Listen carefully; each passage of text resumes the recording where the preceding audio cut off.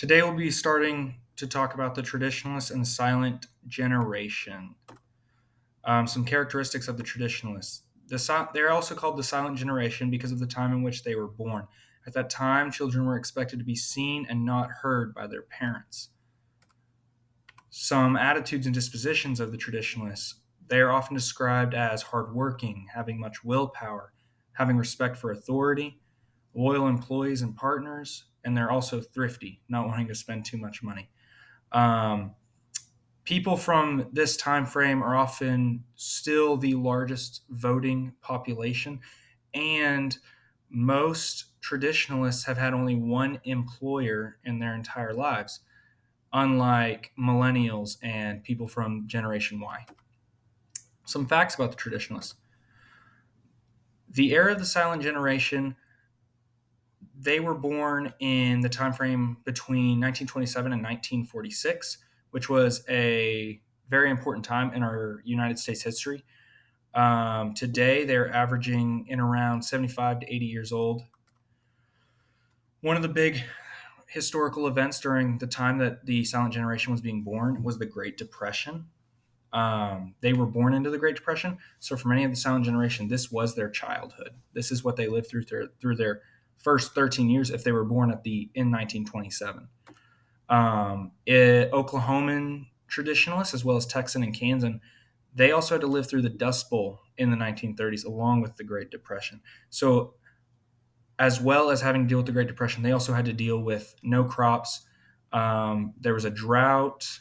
There was no fields to plow. There were no fields to plant crops anymore, and so they had to deal with starvation. These windstorms, and the sand would actually cause them pain too, and it would flood the houses, and so their houses would be full of sand as well. During that time, however, Franklin Delano Roosevelt was the president, and he implemented great reform programs such as the New Deal that helped people get jobs.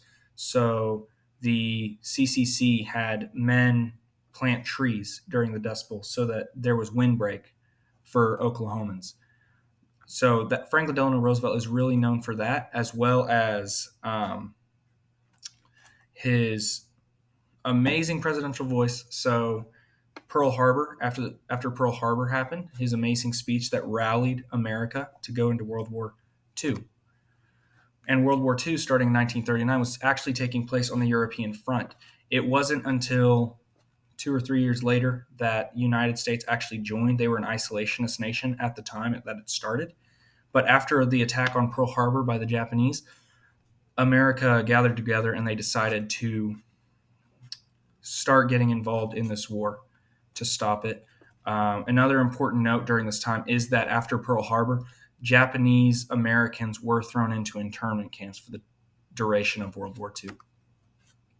And those historical events were just part of the major birth years of the traditionalists. They also lived to see the Korean War, the Vietnam War, the Gulf War, which had Operation Desert Storm. They also lived to see the Civil Rights Movement. This was led by figures such as Malcolm X, who believed in more violent protests, and Martin Luther King, who's really known for his peaceful protests, as well as his I Have a Dream speech at the nation's capital. But last but not least, traditionalists also got to see the amazing space race, which was pushed forward by the Cold War and the Red Scare.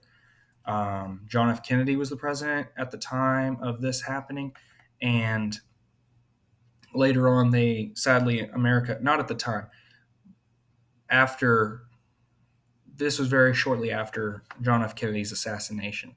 And so traditionalists have been able to see a large number of years of our history. And so they've seen quite a bit. That is the end. Here are my informational sources and my picture sources. Thank you for watching.